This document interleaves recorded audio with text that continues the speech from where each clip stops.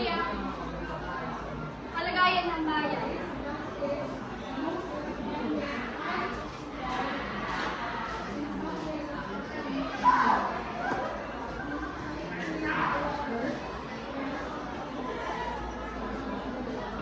Ang mga tao ay puno ng takot. Hindi ko na kaya makita ang kanilang paghihirap. Wala akong magawa para sa kanila. Pati ako'y nahihirapan sa ilalim ng kapangyarihan ni Padre Damaso. Ang bayan ay nagiging malupit. Tila walang sino mang makakagawa nito. Ang aking puso ay hindi mapakali ang lahat ng dahil kay Padre Damaso at sa mga sakripisyo ng ating mga. Hindi na tayo pwede palahimik. Ang mga tao ay dapat lumabag para sa kanilang kalayaan. Padre Damaso, ang mga sundalo sila ay nababalak para sa sumulak na laban. Ang mga paning pamamahala ay hindi magtatagal. Kung hindi tayo magtutulungan, magbabago ang ating bayan. Maria Clara, anak, hindi ba kayo magagawa pa tayo?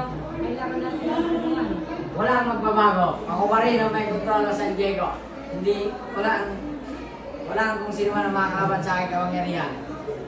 Hindi na ako titigil hanggang sa makamta ng katarungan. Ang bayan ay magsisimula ng pagbabago. Ang pagbabago ay magsisimula ngayon. Kung hindi tayo kilos, walang magyari. Walang ko, si Christine, wala. Wala akong magagawa. Wala nang ibang makikinig sa akin. At muling nagtipon-tipon upang magbigay ng pangako sa bayan ng pagbabago. Magkaisa tayo. Hindi natin pwedeng hayaan magpatuloy ang kalupitan. Tama ka, Iday. Ang pagbabago ay nagsisimula sa atin. Kung hindi tayo magsasalita, patuloy lang silang mag-aasik ng takot. Hindi ko kaya makita ang aking bayan na patuloy na naghihirap. Kailangan magbago. Magkaisa tayo, hindi tayo pwede magpatuloy sa ganitong kalagayan. Hindi ko na kayang labanan pa ang takot. Magtulungan tayo. Kung hindi tayo magtutulungan, magpapatuloy ang kalupitan. Magkaisa tayo sa isang layunin. Hindi pa uli ang lahat. Nandito ako para tumulong sa pagbabago. Hindi kayo magtatagumpay. Ako pa rin ang may hawak ng kapangyarihan. Hindi ko kayang patuloy na mangyari ito. Magtatagumpay tayo. Ang oras ng pagbabago ay magsimula na. Kung hindi tayo kilos, magpapatuloy ang kasamaan. Ang aking anak ay hindi lumuling magbabalik. Ngunit may magagawa pa ako para sa bayan.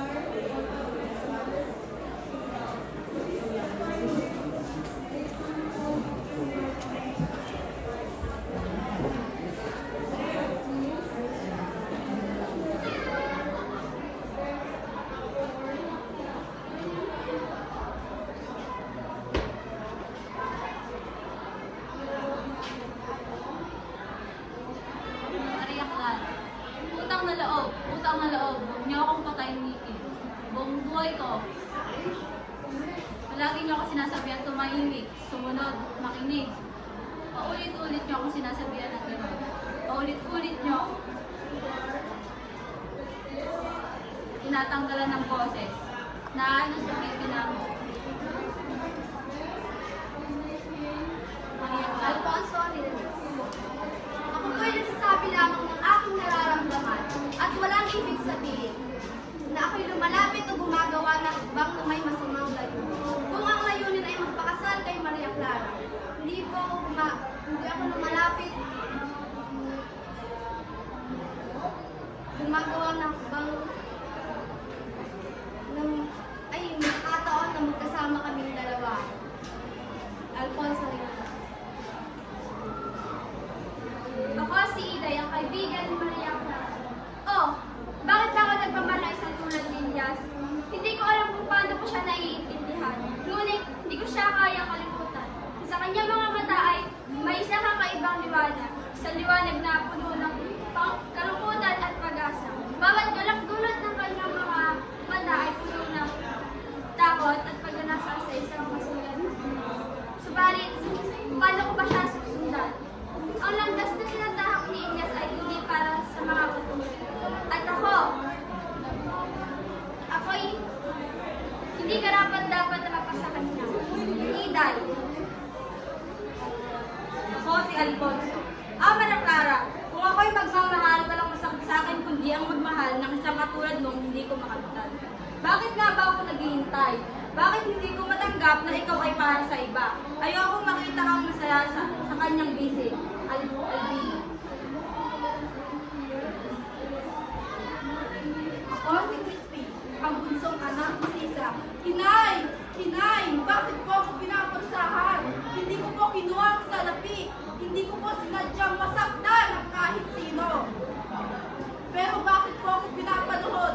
Bakit po ako pinapahirapan? Inay! Inay! Sana po'y tulungan niyo ako. Hindi ko po alam kung ano ang kasalanan ko. Kung wag po sana ako mawalan ng pag-asa. Sana po'y makauwi ako sa inyong mga basic. Sana po'y magawa ko ang tama. Ako, si Crispy. Ang mga tao ay parang bilang pinakapagpagubat at pinapalibutan ng mga bangungot. Ngunit hindi malaman kung saan sumunta.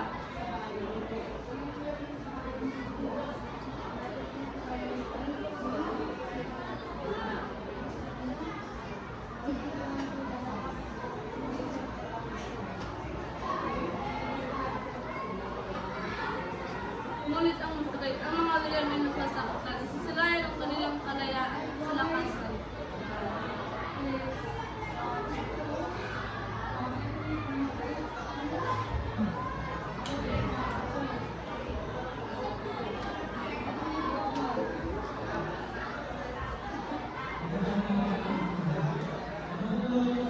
Ako si Andres. Ako'y pong tapang na nakikibaka sa pagitan ng kapangyarihan ng simbahan at ng pamahalaan.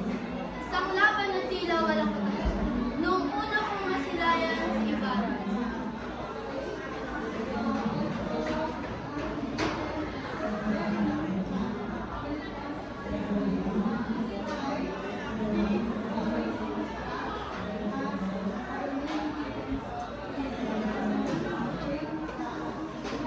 Ako si Don Primitivo, ang asawa ni si Panginoon, marami po akong kasalanan.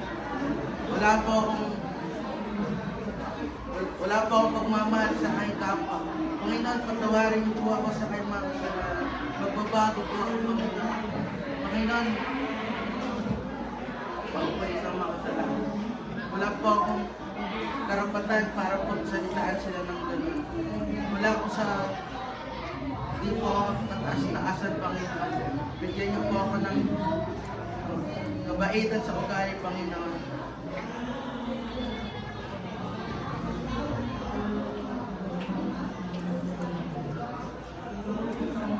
Dasal tayo, dasal tayo. Ngayon ang araw ng mga patay. Mga nag-ilang nagliliwanag na nakikita ninyo ang mga buhay ng tao. Pagdasal natin, pagdasal natin. Pagdasal natin ang mga anak ko. Mga anak ko, mga anak ko. Pagdasal natin. Ikaw, oo ikaw, nakikita mo ba ang ilaw ng kampanaryo?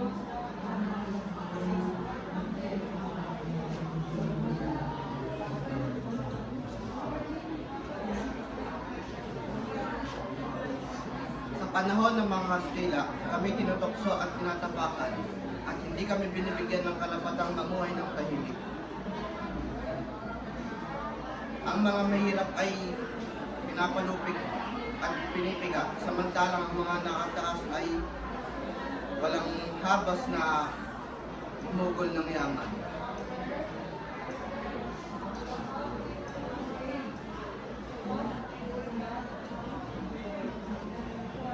Ako si Don Rafael Ibarra. Ako ay isang mayamang tao. Isang taong may malasakit sa may kababayan ko. Ngunit sila hindi ako maintindihan. Pero sila tinulungan ko. Sa kabila ng pagsisikap ko,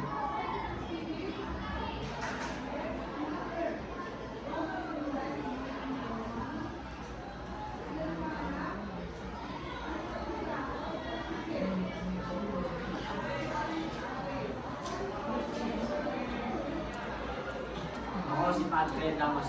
Mabuti pa kayong mga kabataan. Wala kayong pagkakaalam sa mga nangyayari sa tao dito sa ating bayan. Hindi nyo alam kung gaano kabigat ang sakripisyo na may hirap dito sa ating bayan. Ako'y nakikita ko ang mga bagay kung paano tayo magtuunan ng mga tao at kung ang nakaraan ay tila gusto nila palitan ng mga bagong ideya. Lahat ng yan ay pinapangarap ng mga hindi mga unawa. Tinuturuan nyo ang mga tao ng mga hindi nakakaya. kayang maunawaan. Kaya kami matinding nag-aalala sa mga pangyayari.